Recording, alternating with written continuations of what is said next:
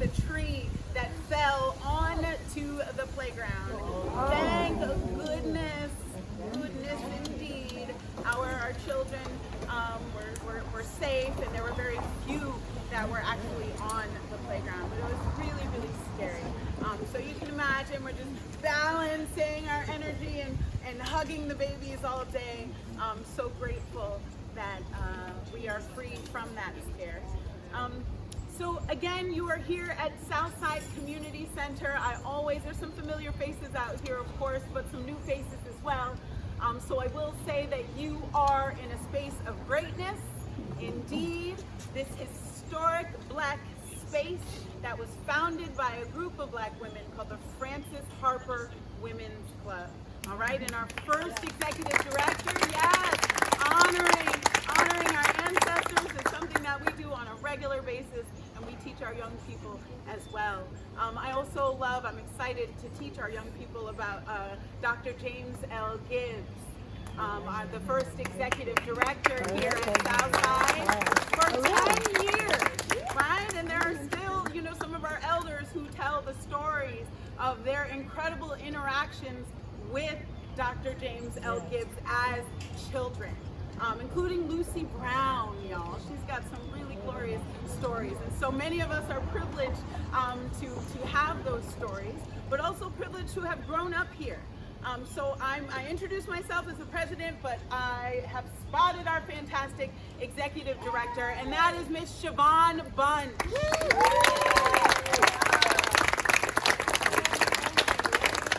I told them about the day. Yeah, I told them. So they already know. It's a joy to serve in this leadership capacity. As Siobhan and I were little girls in this space, we have evidence of us in the gym as Girl Scouts, as 4- and 5-year-olds in this space. It's really beautiful to serve as leaders, as mothers in the space, and we're truly grateful for your presence. Anything you want to say to the people before you transition? Just thank you for coming. Thank you for educating those of us that are sort of in the political realm, but not really. But thank you, community members, for just coming and showing your support and being here. Yes, yes. And there are so many different ways that folks can support Southside Community Center, of course, with donations and just being present on the scene, establishing relationships. We have a huge event coming up probably the next couple weekends. So the weekend, it's also grassroots, but there's stuff going on everywhere. But we have nearly 300 Black cyclists coming to Ithaca, New York. Yes, movies, the Major Taylor extraordinaires. We experienced them last year, and I'm like, oh man, I wish I loved cycling. It's a whole culture and energy. I'll replace it with yoga or something. But the energy is awesome of these committed cyclists. And so it's a full weekend of adventure. On Thursday, we'll have a festival, and that's when folks will be coming in, California, New Jersey, Georgia, all over. And so we're super excited for them to come back. There's Friday, we have from Girl Trek. We have folks from Girl Trek who are coming. Yeah, Vanessa, she's coming. I know. I'm trying to get her here on Thursday. Maybe you can help. So anyway, we're super excited about the folks that are on their way. So Vanessa will be here Friday and Saturday. And then the cyclists, y'all, are going to bike all the way from Myers Park to Harriet Tubman's house. All right. Yes. That's it. So we are super, super excited. So please tune into our Facebook. That will be the most detailed in terms of what to expect that weekend. And then the weekend after that is the end of CUMEP, the Community Unity Music Education Program, which we're operating right now. It's live. It's amazing. And we're super excited to have a huge fundraiser festival July 30th. And it'll be located at the Bernie Milton Pavilion, where Black Hands Universal is operating Saturday markets every Saturday. But on this Saturday, our babies will be performing. And so we're hopeful that you will come, that you will be supportive of our young folks and the incredible work that is happening at CMEP. Give it up for CMEP. Yes, and so before we introduce the candidates or give each candidate an opportunity to introduce themselves, with this introduction, I would love to talk to you a little bit about what I teach here at CMEP and in our community. We talk about the power of Black joy, right? Right? Once upon a time, Southside was one of the only places where Black folks could go for some of the most basic resources. And one of the most important resources, honoring the self and honoring the culture.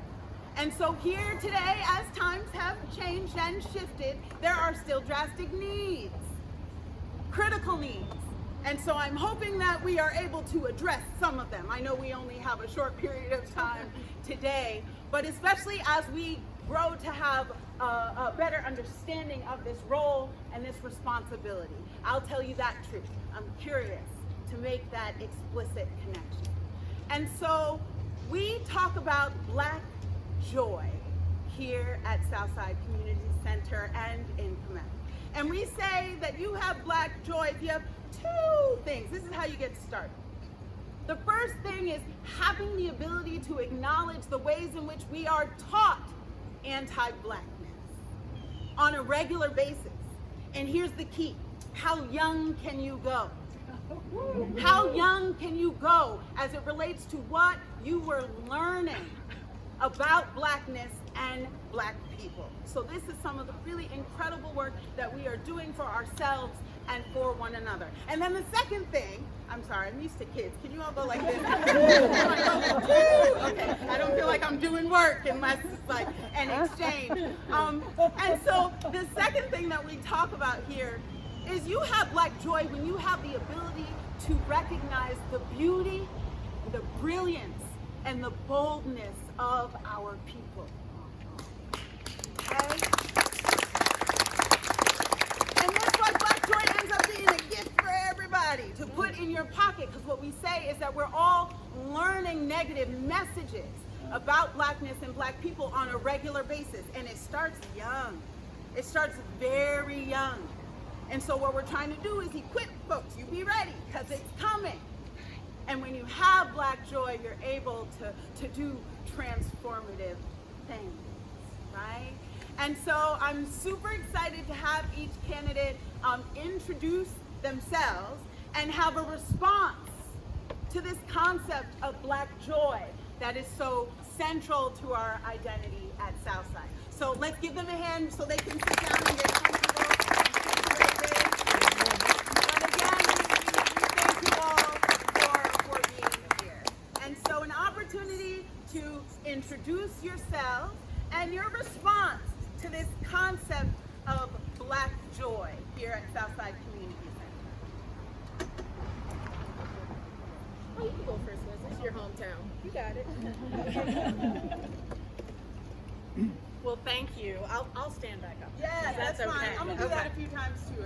You're gonna go up and down. Yeah, up and down. Okay. That's Well, how I'm we do it. Catholic by faith, and so I'm used to a lot of up and down. Wow. There you go. Let's do it. And then we might kneel. There you go. We might stand back up Bring it. again. Yeah, that's the background that I come from. There's a lot of standing and a lot of kneeling and a lot of recognizing our ancestors and the heritage that we bring. And in that vein, I am deeply grateful to be here at Southside Community Center. Thank you so much, Dr. Nina, for that introduction and for that exposition on what we are learning here together today and the connections that you hope to see us make. It's tremendous to be in this space with this great history and with the future that we have ahead of us. And we are at a crossroads here in America today, and it is important to be very intentional about the heritage that we bring with us and the path that we are walking going forward. And I'm mindful also that this forum, this Black Town Hall, follows many, many Black Town Halls in the course of history, And there's a proud history of Black town halls in making sure that we, the people of this great democracy that is the United States of America, are representing and advocating and constantly moving toward that ideal that we set forth for ourselves. I'm mindful that this particular Black town hall is in the name of Gino Bush.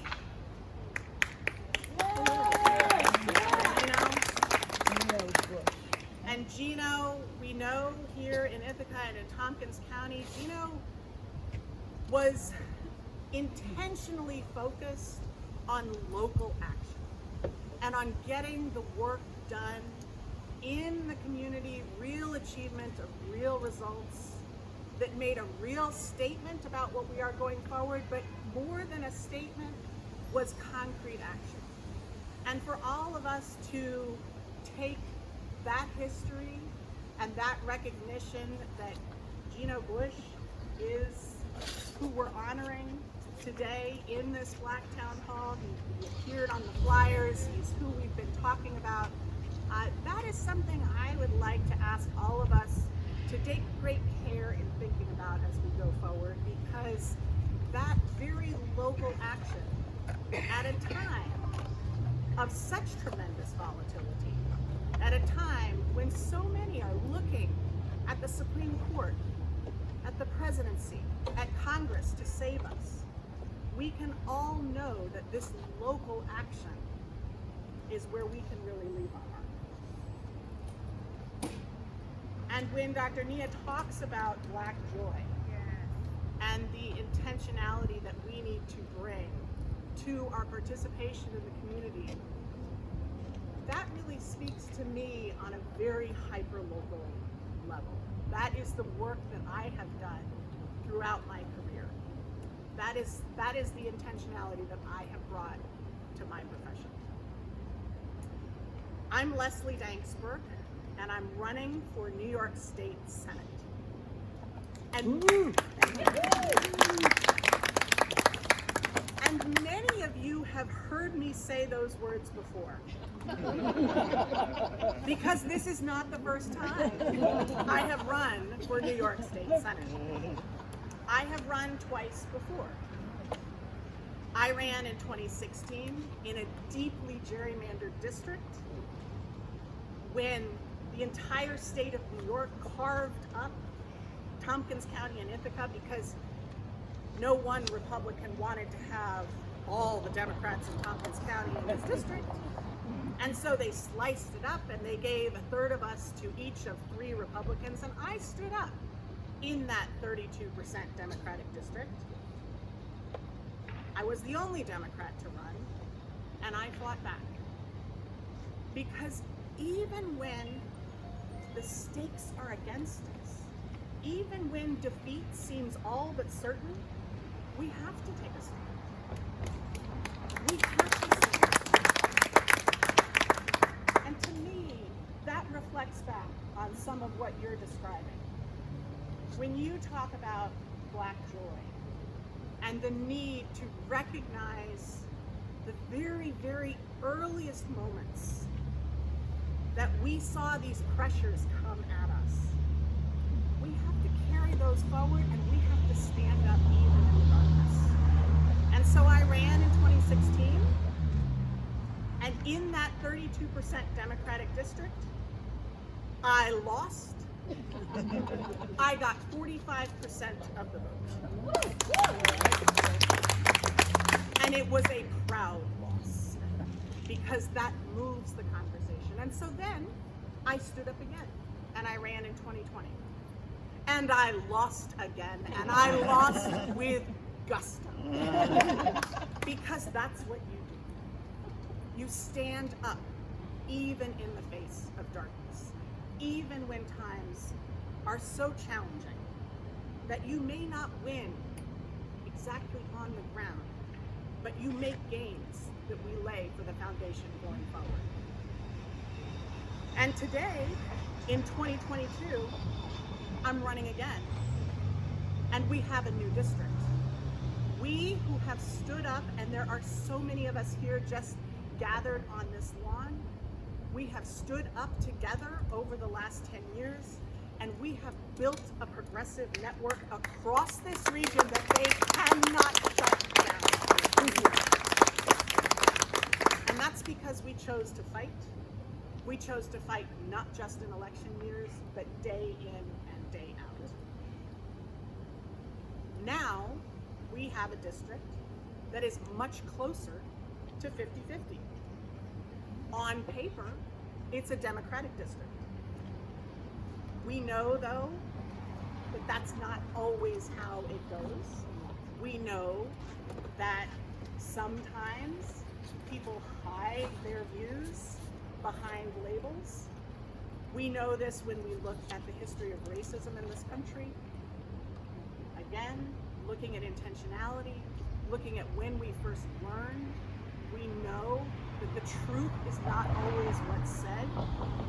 And so even though this is a district that is, by some counts, 55% Democratic, if you look at how the vote totals actually go out, by some counts 58% Democratic if you look at how Joe Biden did in 2020, we know that may not be how it actually plays out, especially in this year when human rights are under full frontal assault. The gains that we have brought over the last 150 years are in danger of getting rolled back. And so what I bring to the conversation is a deep history and deep policy experience over 15 years in this region, standing up for single-payer health care, standing up for Planned Parenthood, making sure that Planned Parenthood is not just accessible for those who want to access abortion, but also for the 1 in 5 people in our community who rely on Planned Parenthood for basic health care, for cancer screenings, for preventative medicine. Why I've stood up for community colleges, why I've stood up for jobs, for union jobs, for fair wages for nurses, for community college funding. Yeah, we're going to dive into a whole Okay, so I won't go into all of my details. 5 minutes, you know? I will, 5 minutes. No, I and then didn't we're going to hear pass that part. it on so she can have 5 minutes. No worries. You got it. No worries. So we'll have a chance to talk more about what I Yes, bring to the we will. conversation, and I appreciate that.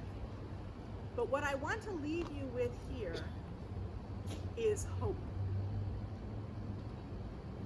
Because we must have hope in the darkness. We must act with love. What we have is love and love again. And we must, in the words of Maya Angelou, have the courage to hold on to that love. We can do it. I know we can because we have done it before.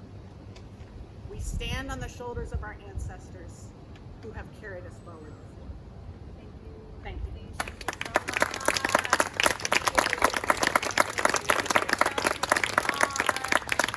Flavor of what you're working with and what Black Joy means to you. Can y'all still see me if I'm sitting down? Team says right. Clearly y'all have no problem expressing your opinion. Well, all right. So, oh, that's just the sentiment of most rooms. So, Maybe not. first I want to thank Dr. Nia and Siobhan and everyone here at the Southside Community Center for creating this space for us here today. And not just simply today, but the grand scope of work that you provide to children in Ithaca and the surrounding area. And what I often find with resources like the Southside Community Center is that we can tout all of the great work that they do, but we often don't put our money where our mouth is. And so I think it's critically important that not only do we as a community, but also even at the state level, really give equitable funding to entities such as the Southside, because they reach many folks who often fall through the cracks. And so in thinking about, your question around Black Joy, I have as soon as you said that, what came to mind for me was my parents. I am the daughter of Gail, the granddaughter of Evelyn, I am also the daughter of Tyrone, the granddaughter of Jerome, and these are my family members. And I remember for my mother specifically, she was a janitor, and my father is a painter. Not in a way of like a Picasso or a Basquiat or anything like that, but literally a painter of buildings and streets, right? People who are doing those day-to-day activities that often go unnoticed and quite frankly disregarded. And so Black joy for me are those lessons that my parents taught me very early on. Now ironically, I grew up born and raised in Binghamton on the Southside of Binghamton. And so those lessons that I learned very early on about the importance of being your brother and sister's keeper, always asking questions around why do things function the way they do, and also who often gets left out when decisions are made. And so Black joy are messages I received very early on about being firm in who we are as a people.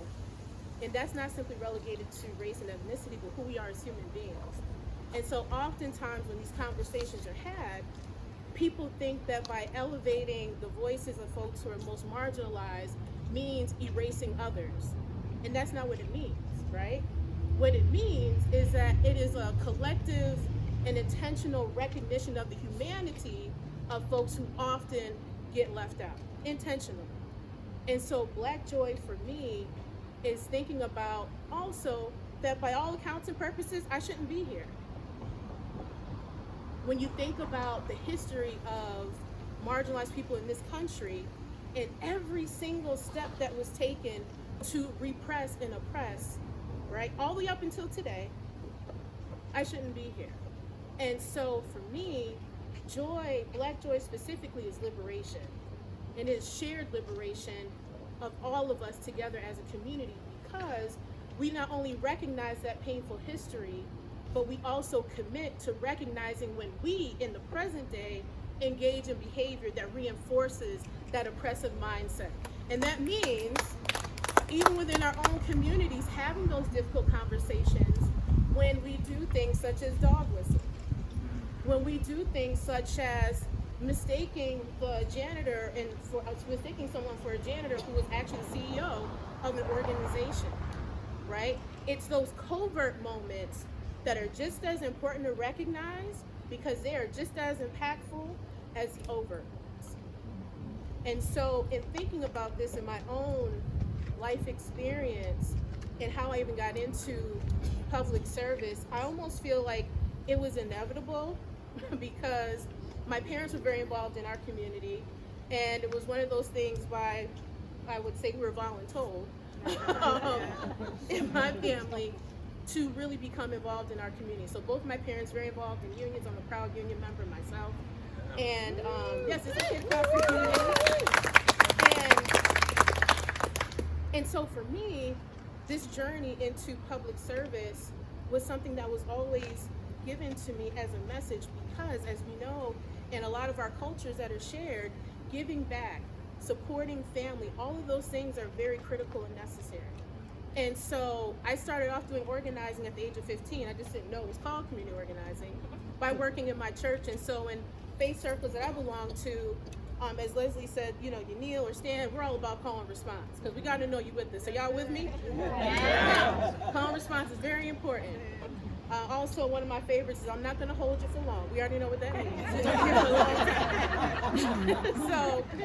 So in thinking about my own journey into public service, it was for me in community organizing through my church, and then subsequently getting into healthcare when I graduated from college, getting more involved with healthcare reform and issue politics such as that, but also electoral politics and working on other candidate campaigns. And I often tell folks it wasn't a part of my 5, 10, 20-year plan to run for office. I actually wanted to become a pediatric neurosurgeon. So I actually have my degree in neuroscience. And so for me, I was always struck by my passion for community service and science, and always tried to figure out how do I bring both together. And so healthcare policy was that conduit for me. And so in fast forwarding with regards to the comment I said earlier about I shouldn't be here. So I was highly encouraged by the community where I'm from to run for office. And I was 26 at the time, and I definitely thought I was too young. There definitely were other women in terms of en masse in elected office, let alone people of color. And so I thought, well, I just need more time if I elected to do that. But again, because of the disconnect between some of our elected leadership to the issues that were impacting my community, such as high incidences of poverty, inadequate housing, many things, the community I was organizing in pushed me to run. So I did. Threw my hat in the ring, and it was definitely a trial by fire. That's putting it modestly. But by all accounts, again, wasn't supposed to be here. So typically you would see an 8% voter turnout on a city council election, maybe. We had a 24% voter turnout, and I'll tell you why. We intentionally engaged folks who were left out of the political process, folks who were maybe active but have been active in a long time, and folks who are very active.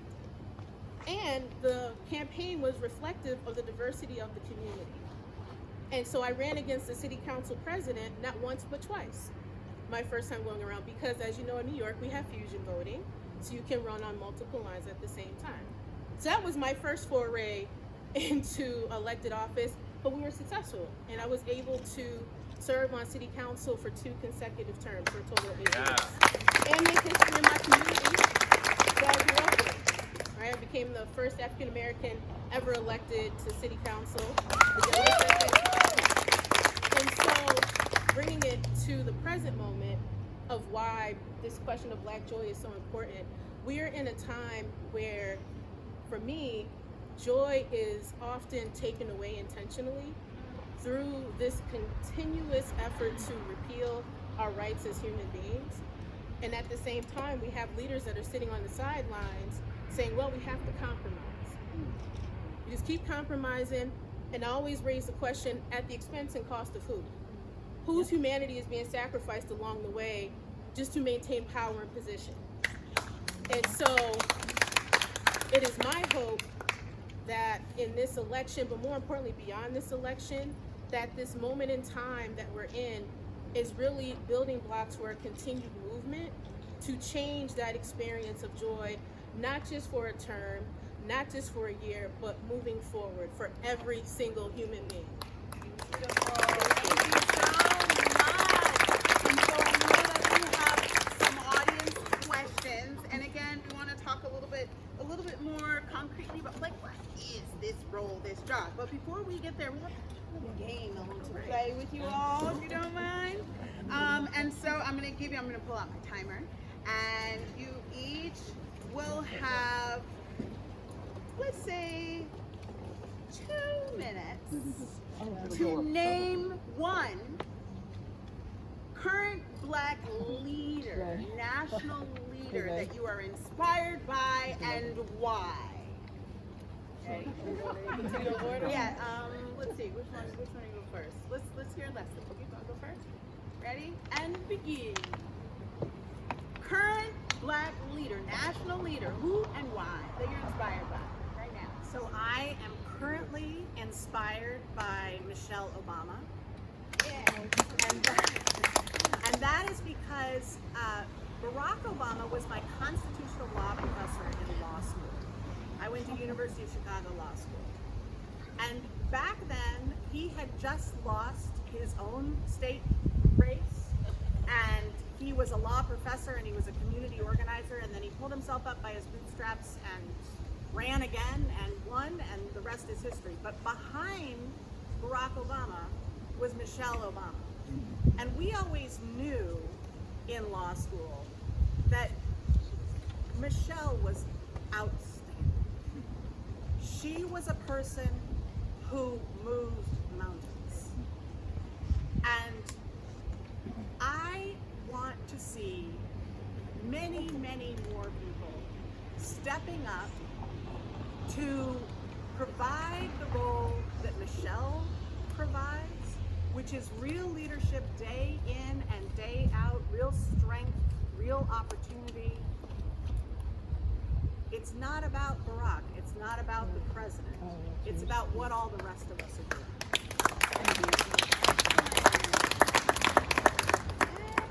Please. Sure. So my leader I'm aspiring and look up to is actually Latasha Brown. Latasha Brown is the founder of Black Voters Matter, and the reason why I really follow a lot of things that she does is because of this. There are many efforts to remove our rights to vote, and I often remark that whoever controls the narrative controls the outcomes, right? Because that forms and formulates public opinion. And so she said something today actually around why it's important that we vote. And oftentimes it's like, well, we keep voting in the same type of person. They do this on the campaign trail, get in office, and it's selective amnesia. I added that part. But essentially, what she said was so poignant because this last piece here to wrap it up. She said that oftentimes when marginalized folks go into these spaces, when decisions are made, such as in our criminal justice system, such as in our schools, that the folks on the other side not only don't look like them, but also don't fully understand the impacts of these policies on marginalized communities. And so she said, I would much rather that we are in these positions knowledgeable about the impacts, and so your vote is the way in which people get in these positions, whether it's your district attorney, whether it is your school board member, whether it is your mayor, senator, they all get into office because of a vote. And so that is why I look up to her, because there's a lot of efforts to take away our right to vote, and I really appreciate and value the work that she's doing all across this country on that important issue. Awesome.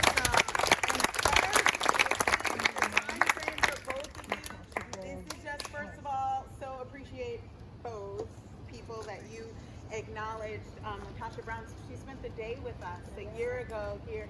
I got to give her a tour of Ithaca. I see everything, and she's phenomenal. We're still very much in touch, so I'm super excited that you mentioned her. And I would like to be in touch with Michelle Obama. While we're speaking of her, we have aspirations and dreams of bringing her. We plan to emphasize Eleanor Roosevelt's visit. The Obamas got really hard to reach. I believe it. We're finding that. Yeah. So we, we're all about. But there's only, what they say, 7 degrees of separation. Once she understands the depth and history of this place, we're about to be 100 years old. So putting it out there. Right. That's right. That's right. That's right. That's what I just said. With Eleanor Roosevelt having been here in 1938. And let me tell you this. That year, she was here in 1938 in February. And I found out that in 1938 in May, she had a straight up black girl magic tea party in the White House. 85 little black girls, all in the DC, Maryland area. And there's photos of it too. I like to think she got that idea. I mean, I'm just saying, claiming that black girl alchemist energy she got from Southside and brought it to the White House. Anyway, next game question. Just 1 minute this time.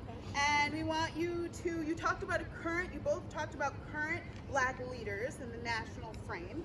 Now I want you to speak to one, because I'm sure there are many, your most inspirational black movement from our history.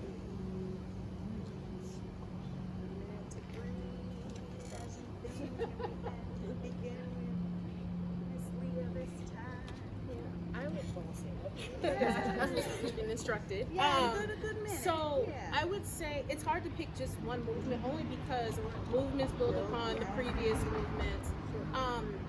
I would say most certainly the civil rights movement, because there were a lot of instructions given, right, that have impacted many subsequent movements, even up until the Black Lives Matter movement presently. And so one of the things that stood out to me the most was that not just simply nonviolent resistance, but I mean hardcore strategic planning, not just for a year or for an election cycle, but for 5, 10, 15, 20 years that we often find in Republican circles. They have a 30-year plan and we're watching it unfold right now. So that would be the one I would lift up. Yes,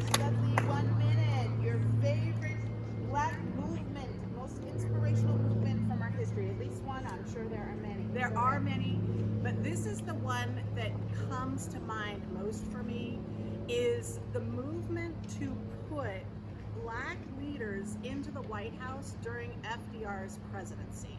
And I do believe that Eleanor Roosevelt was very receptive to that, and she was the entry point for a lot of Black leaders who were able to begin to access the president's ear, FDR's ear. But if you go back and look, and I know that we have a historian here in the audience who's studied this to some extent, but if you go back and you look at what was happening in the 1930s, this was in the middle of the Great Depression.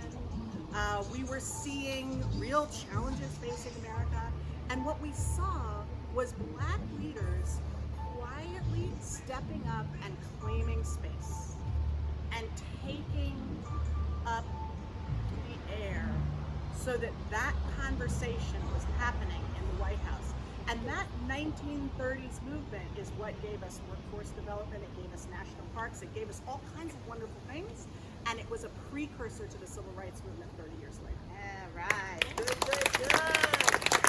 Okay, on 30 seconds, favorite Black author, and if you can name 2 of their books, even better, but favorite Black author, let's begin with Leslie.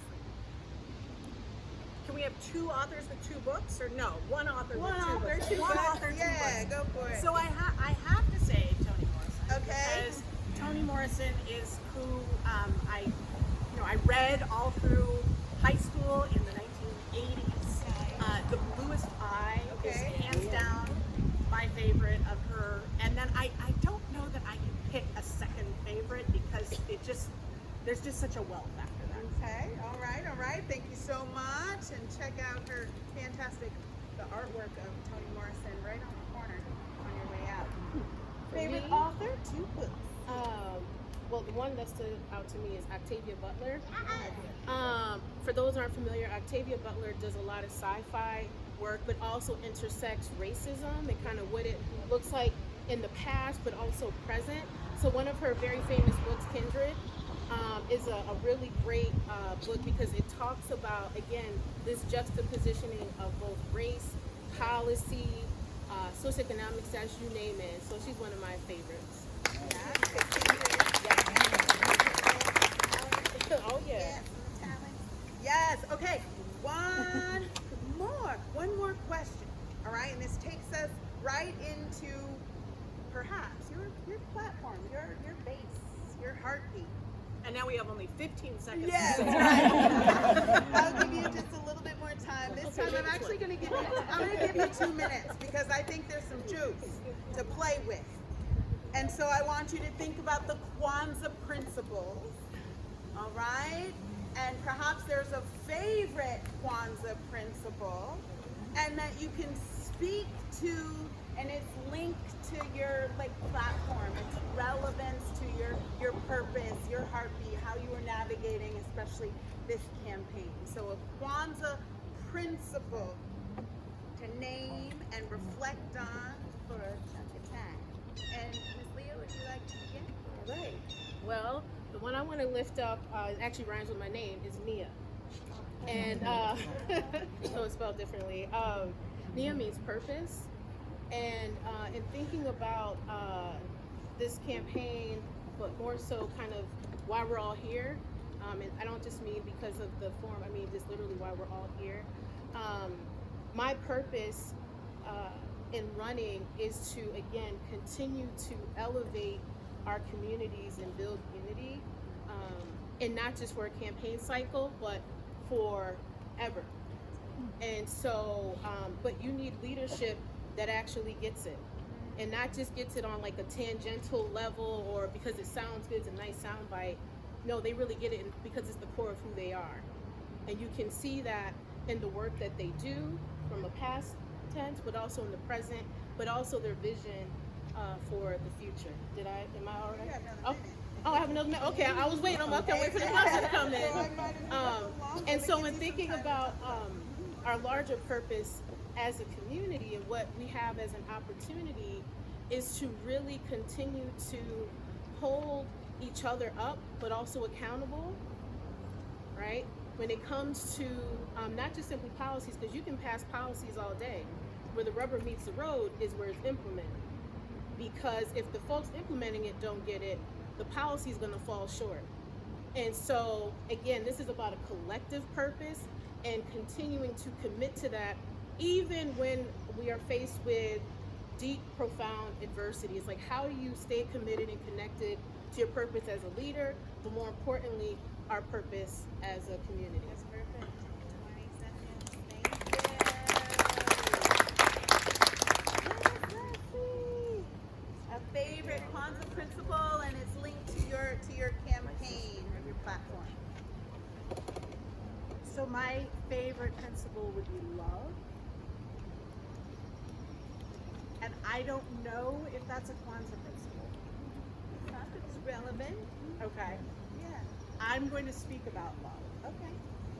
And that is because it is what directs my campaign. Love is the hardest challenge that we all face.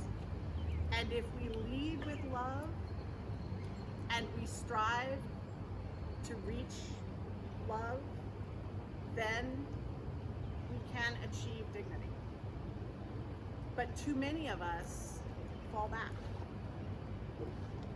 Love is not about flitting around happily springtime. Love is about doing the deep work to bring our communities forward. My campaign is an extension of my career and my life. I act these principles whether I'm running for office or not. And it's because I believe so passionately in lifting up all of us together. That's why I serve on a community college board. That's why I've worked in healthcare.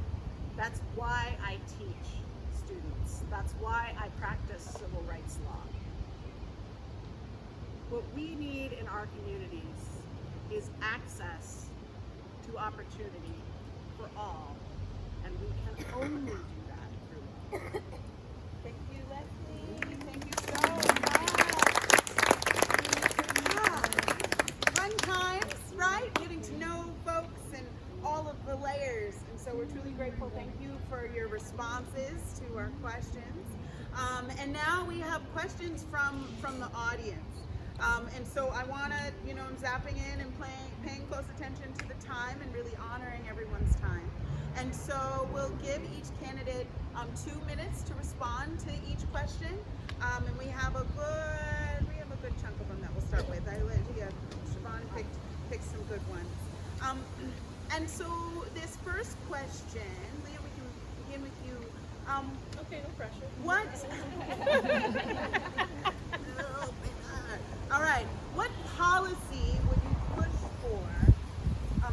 What policy would you push for New York State to increase access to affordable housing for middle income to the unhoused? Sorry, let me read that question again. What policy would you push for New York State to increase access to affordable housing for middle income to the unhoused? So that's a great question, and actually something I've worked on for a long time.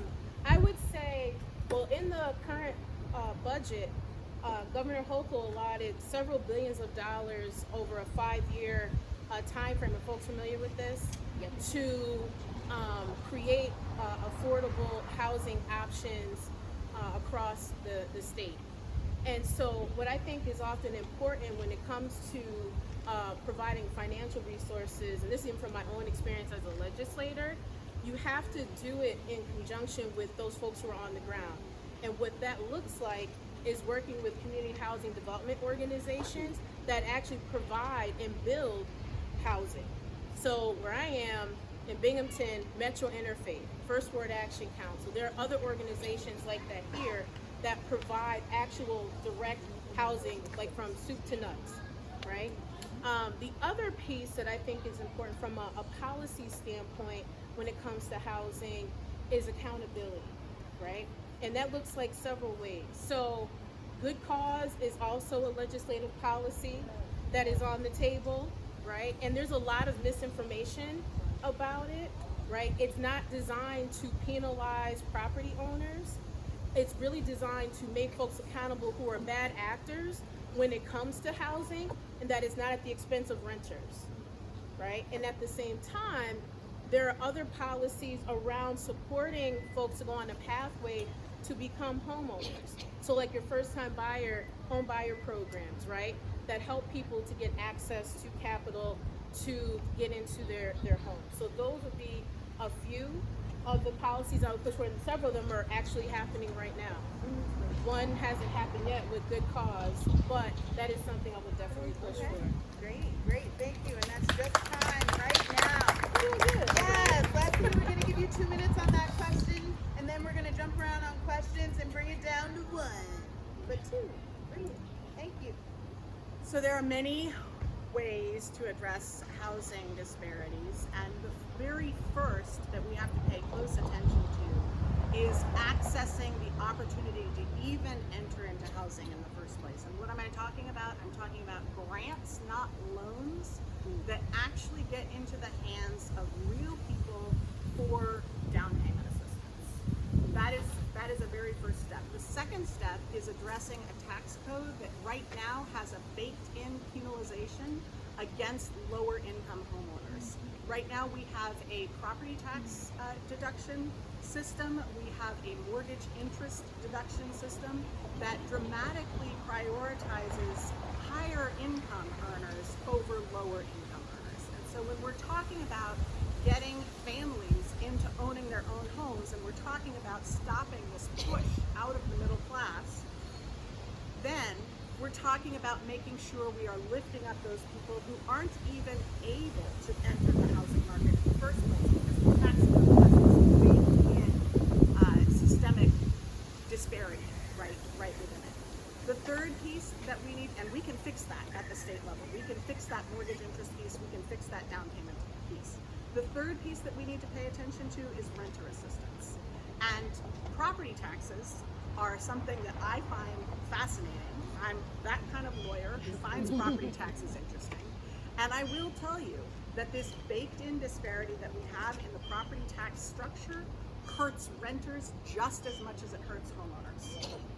And we absolutely have to dismantle that and undo that, because our property taxes here in New York State are the highest in the country.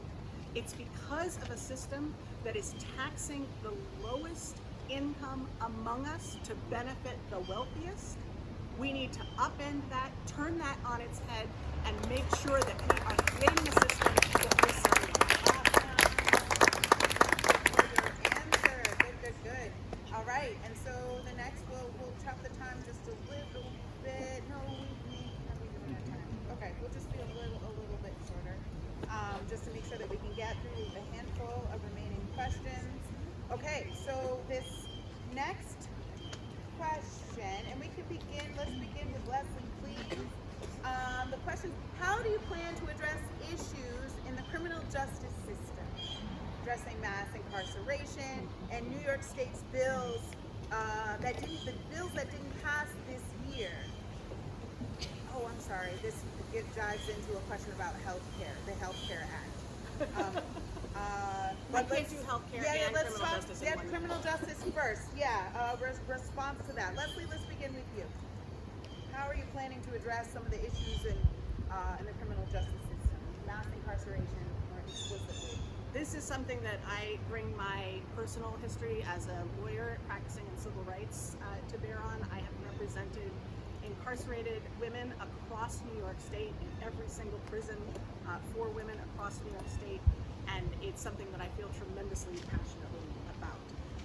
The district that as I ran in before contained Elmira. There are 2 prisons in Elmira. We had a constitutional amendment on the ballot last fall that was designed to make sure that those incarcerated people's bodies were not counted toward gerrymandered districts without allowing them to vote. That constitutional amendment did not pass because, let's be honest, the Democrats did not put their might behind it. And that is a tremendous problem in a state that calls itself progressive on criminal justice issues. We have to address bail reform. Right now, we have a system that locks up people based on the wealth that they have.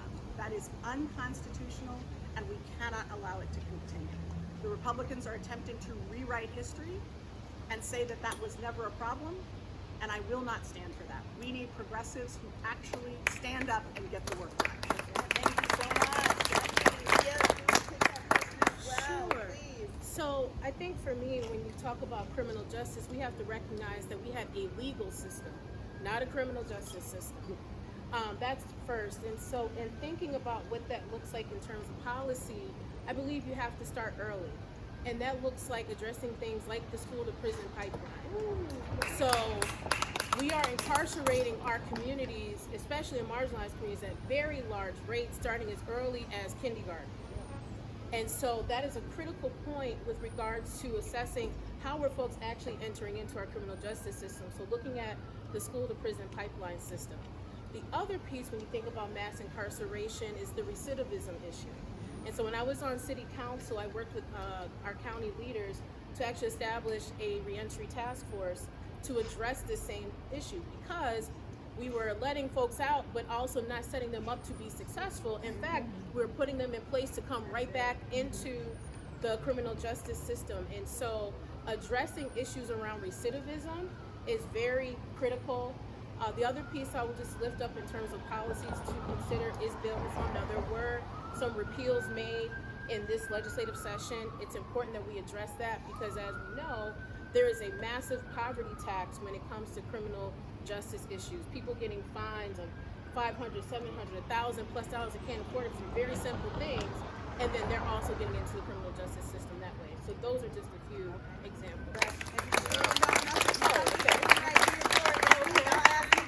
Well, all right. I feel like pressure over here. What's going on? I'm gonna try and do. Yeah, there's like 4 more that I'm excited about. All Okay. answer numbers split. All right. So it's about a good minute and a half. What are your legislative priorities for addressing climate change and environmental is that degradation? I believe. Yeah. You know the deal. What's going on as it relates to our environmental circumstances? So, Yeah. What are some of your priorities? Yeah, so I mean, the Supreme Court just gutted EPA, so that kind of set us back a little bit, just maybe. But here in New York, we actually have some incredible legislation that has been put forward through entities such as the CLCPA around protecting the climate. Are folks familiar with this, right? So one of the big things is actually implementing the recommendations that they have, such as looking at alternatives to fossil fuels, and we're experiencing the devastating costs of that, like literally.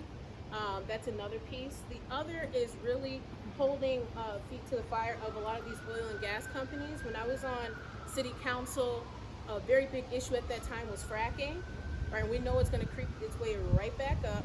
And so we were able to actually ban fracking in the city of Binghamton.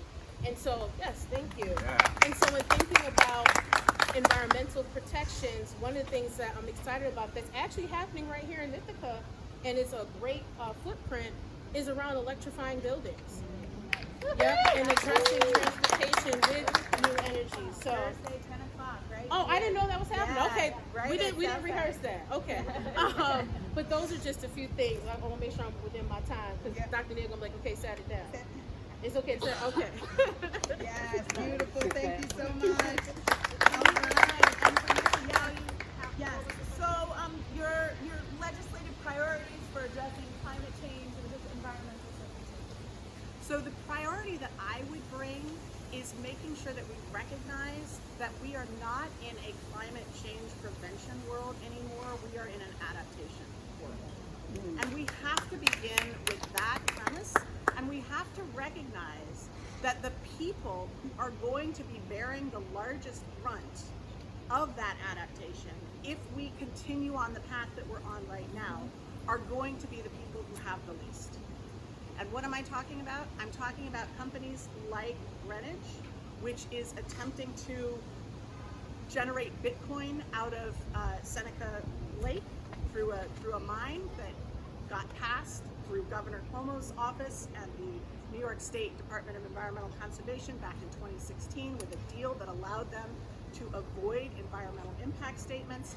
That cozy deal between government representatives and big powerful corporations means that the powerful corporations are sucking up every single green electron we have, and we do not have any left for lower income people who are going to need those credits in order to move their homes to sustainable future enterprises. My legislation would turn that on its head. What we need to do is make sure that the tippity top corporations are not getting those tax credits, and instead they're going to the people who have the least. Thank you so much. Stand up. There we go. All right, so this next question, what do you plan to do to protect women's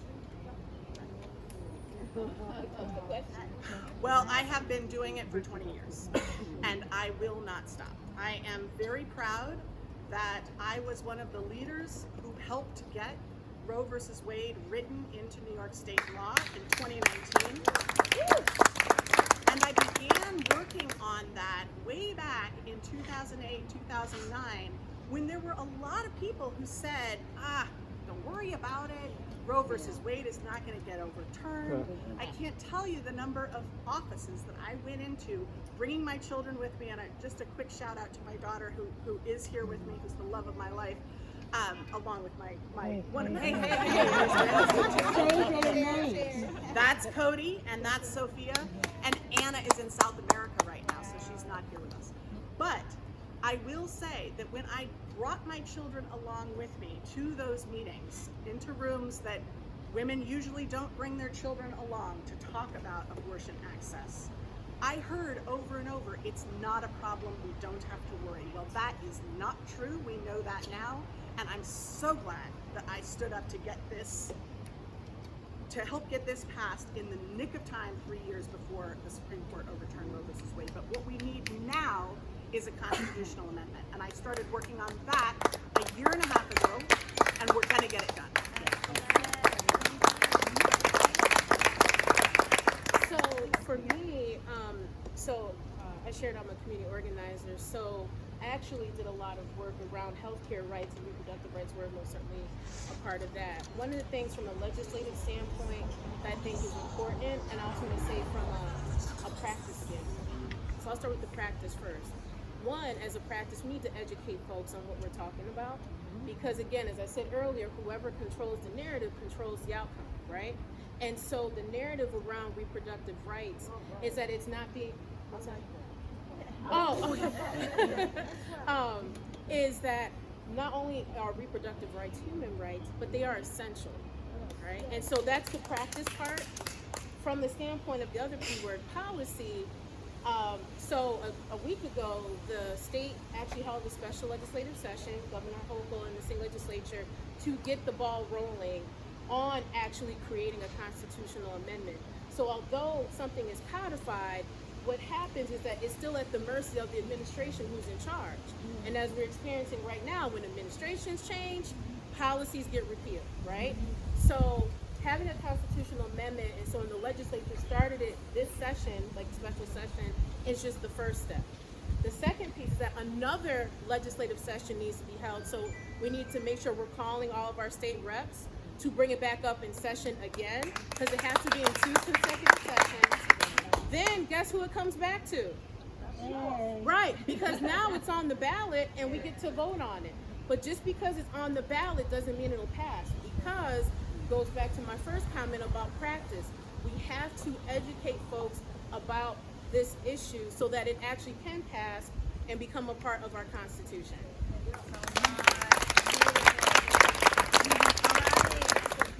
Beautiful. A couple more questions, and then we'll give you a few minutes to just each of you to close today. So the next question for you each, I think we do a minute ahead. So there is currently a teacher shortage in New York State and nationally. What should the state be doing to increase the pool of teachers, and especially the pool teachers of color? You looking at me? Okay. I'm looking I guess I at should have her. remained standing. Well, all right. I'm just looking because I know exactly who wrote that question. Go for it. Yeah, So, get us started. I most certainly am an educator myself, and I also have worked with educators in K-12. I'm in higher education. One of the big things that I think with regards to teachers and appreciation goes back to what I said with regards to the last question. We have to change the narrative. The occupation of teaching and educating gets such a bad rap, and it's almost like a cognitive dissonance. Like, on one hand, if we ask someone, who was your teacher that had the most impact on you, people can name it. But then when you ask, should we be paying teachers more? No, they get paid way too much money, right? It's that level of cognitive dissonance that goes back to how the profession is being framed, and that's due in large part to policies that have created this dichotomy, right? Oversized classrooms, regressive policies that, again, we are teaching our children to a test as opposed to learning. And so some of the policies that we need to most certainly put in place also fall around resources. So actually fully implementing the Campaign for Fiscal Equity court decision to give school districts like us here in Senate District 52 their fair share of resources, so that our teachers aren't having to ask children who already have very limited resources and are dependent upon free lunch, and for a lot of families that is their only meal, right, to buy supplies because the school doesn't have the money to support. That would help. Also, we need to pay our teachers more. I mean, and we saw this play out most certainly with COVID. We were asking teachers to, and when parents saw what teachers had to deal with and taking care of our beloved children, right? It's like it put things in a very different perspective, because now it's like, oh, now I really understand. So we have to fully fund our schools in terms of resources, in terms of how much we're paying our teachers. And the last thing I would say that helps with retention, we need to talk about the good work that's actually happening in our schools. And we don't do that enough. And so that requires us to make those investments by going to, right in our own neighborhoods, to start that pathway early. When you look at substitute teachers, teachers' aides, that's where you often find the most diversity in the education profession. When it comes to actual teaching, right, in terms of teachers of color, there's not often a clear pathway for folks to make that transition. So those are a few of my thoughts. Thank you so much. This is the SUNY district. New York State doesn't know it yet, but we are going to tell them, because this new 52nd State Senate district includes Tompkins County, Portland County, and most of Broome County. You have SUNY Portland, you've got Binghamton University, you've got two community colleges. I serve on the board at Tompkins Portland Community College, where we educate educators. We have so much opportunity here to get more people into the classroom, and we're not doing it. And why aren't we doing it? Because the money isn't there. As Leah pointed out, we need to pay teachers more, we need to get more money into the classroom. All of these challenges that we have, we need to fund them. The big question is, where are we going to get the money from? And I have a plan for that. And let me tell you, the plan is single-payer healthcare. Why, do you say? How does single-payer healthcare have anything to do with getting more money into our schools? Well, property taxes are how we pay for schools right now. And that means communities that are rich have much nicer schools than communities that are poor. And you should be able to walk into any school in New York State, whether it is in Westchester County or Long Island or Western Steuben County or the Bronx, and not know which community you're in, because the schools should look equally rich and provide for every single child. How do we get there? We take the Medicaid burden off property taxes. Right now, New York State's property taxes are twice as high as they need to be, not because that money is going to our schools, but because it's going into a Medicaid program that is supposed to help low-income people access health care. Does it do that? No, because it taxes the lowest income people. Think about that. We are paying for a program designed to help low-income people access health care by taxing low-income people, and we are sucking money out of our schools to do it. We have to change that. and I'm standing up to make sure that we do. Last question before we give you each an opportunity for some closing words. Wait, I didn't. I thought I read your question. I'm not sitting up here not gonna read it. The question, I know better.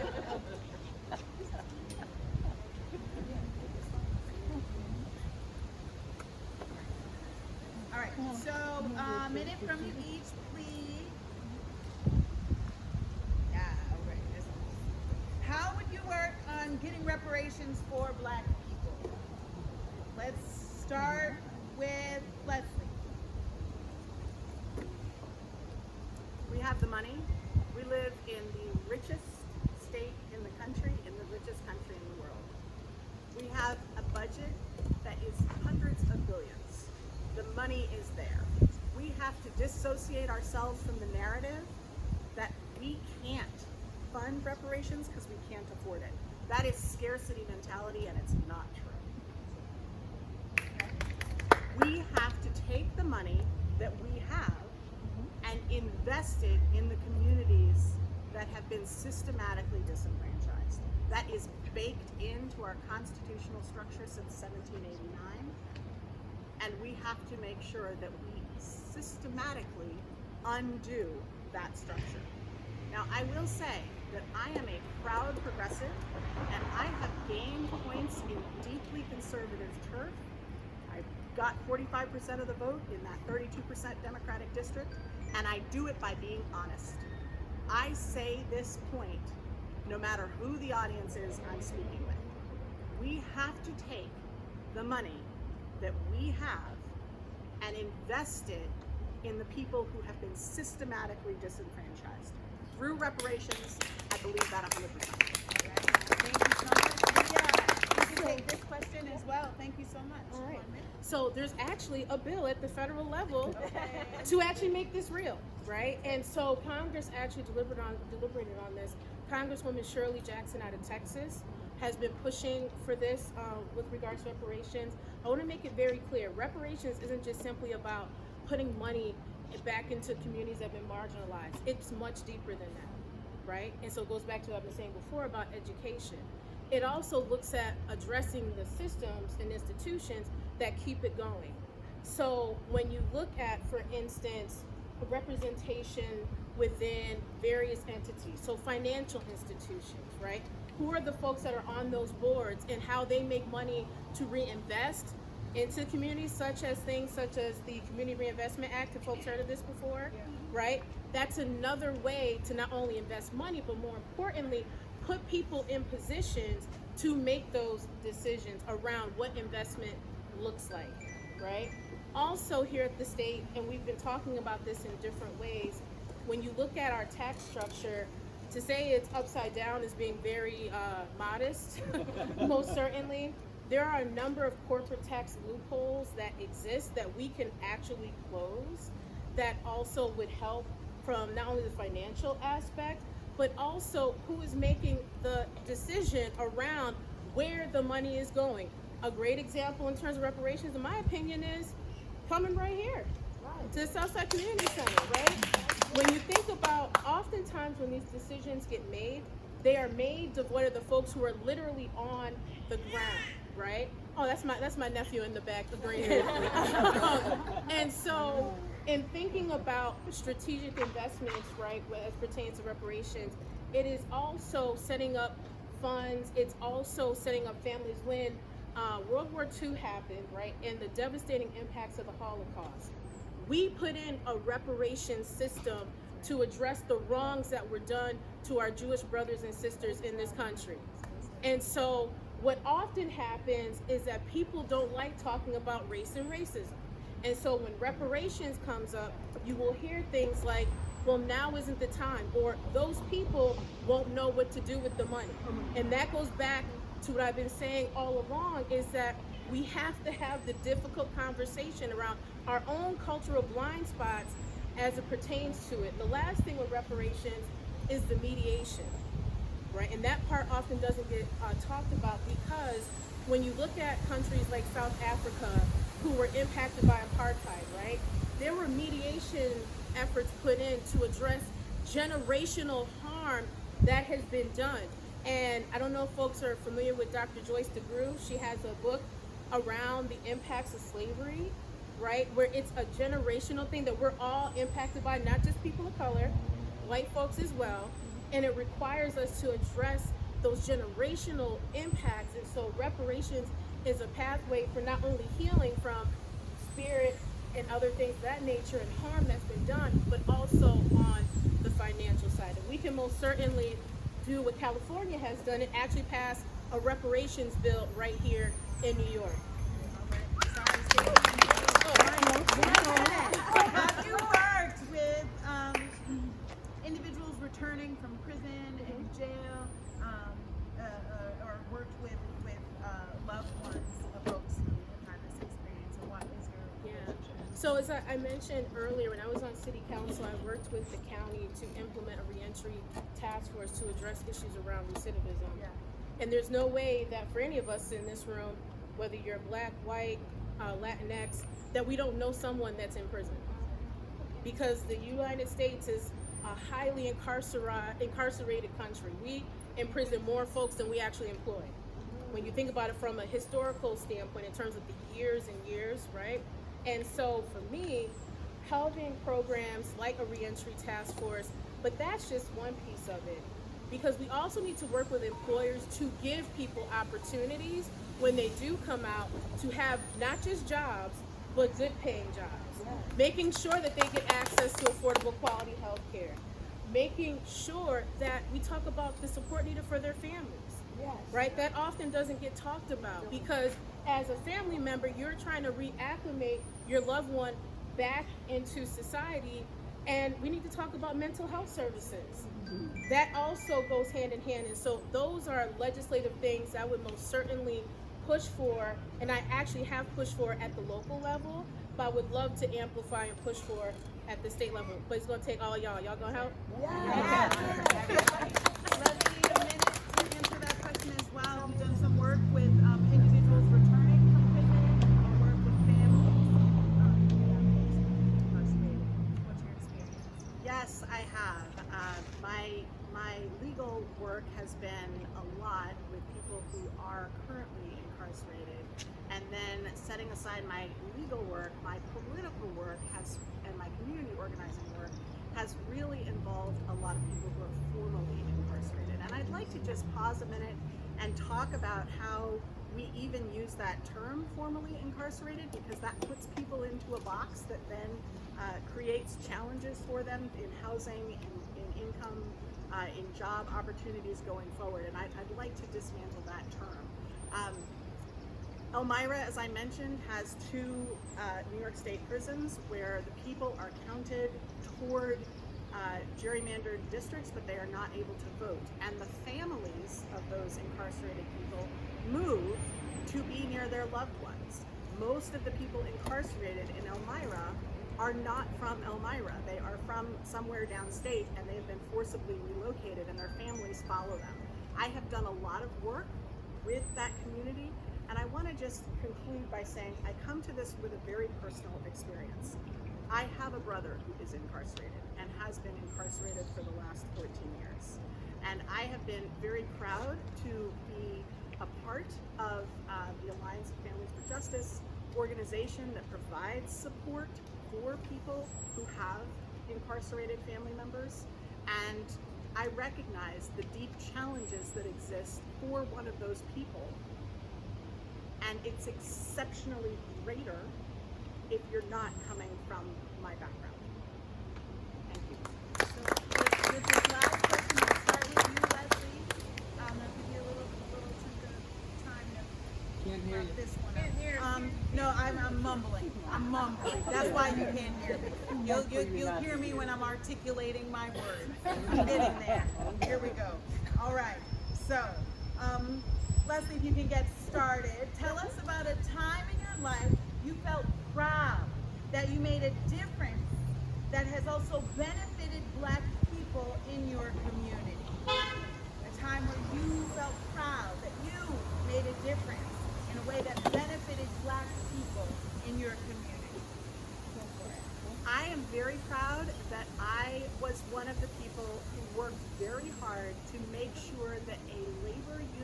representative ended up on the Industrial Development Agency in Chemung County. And why was that important? Because when that labor union representative ended up on the IDA, and I don't know how much of you folks know about IDAs and how much power they carry in a community and how much they make decisions about where the money goes and which businesses get invested in and everything else. Chemung County had never had a labor union representative there. And when that labor union representative joined, that was then an entry point for Jerome Emanuel, who ran for county executive in deeply conservative Chemung County, to step up and run and carry his vision of progressive values across deeply conservative Chemung County. Those are the paths that we have to lay. We have to make sure that those of us who have the opportunity are laying a path for people who do not necessarily have my skin color to step on that path and move forward. And I'm very proud that I was part of helping to make sure that happened. Thank you so much. Tell us by the time in your life you felt proud that you made a difference that benefited Black people in your community. So I have several examples, but one I think is kind of very salient in this moment has to do with issues around fresh food access. In our region, we have our child poverty rate is double the state average and triple. And so one of the things that I was able to do, not only as a legislator, but looking at and making key investments on issues and amplifying it in the first place, right?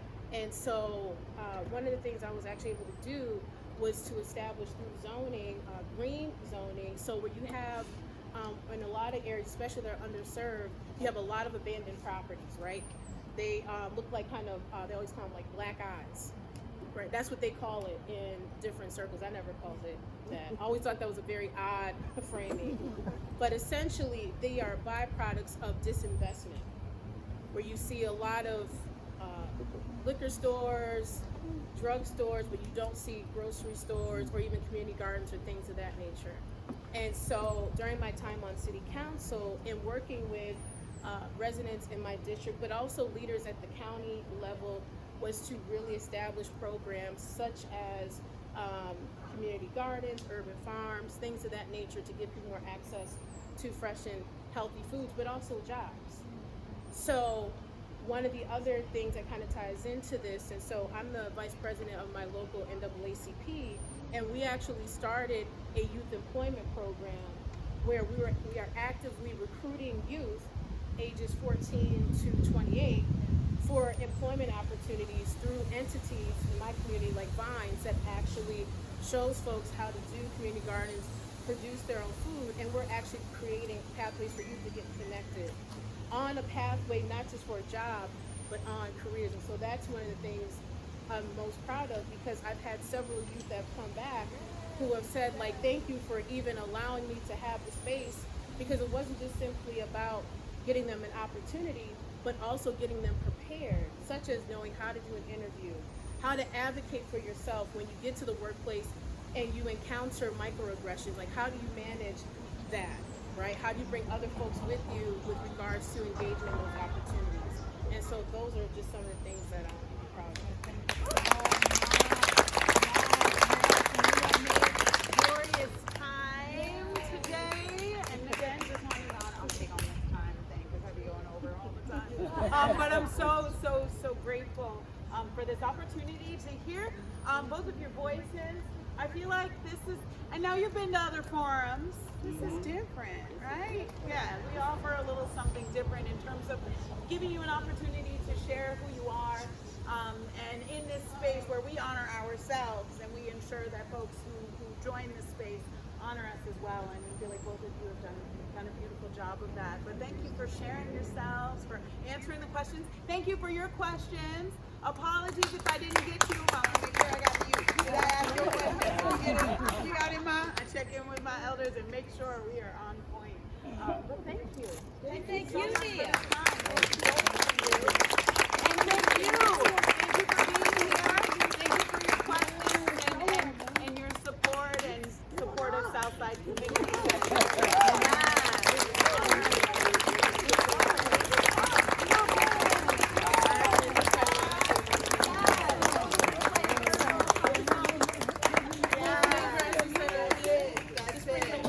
That's it. Thank you all so much. Have a beautiful, beautiful Tuesday evening. Remember to check us out next weekend for the Harriet Tubman Weekend Extraordinaire, and then July 30th at the Commons for Comet. And you're welcome to walk by any early morning. We're nice and loud out here early in the morning. Thursday morning.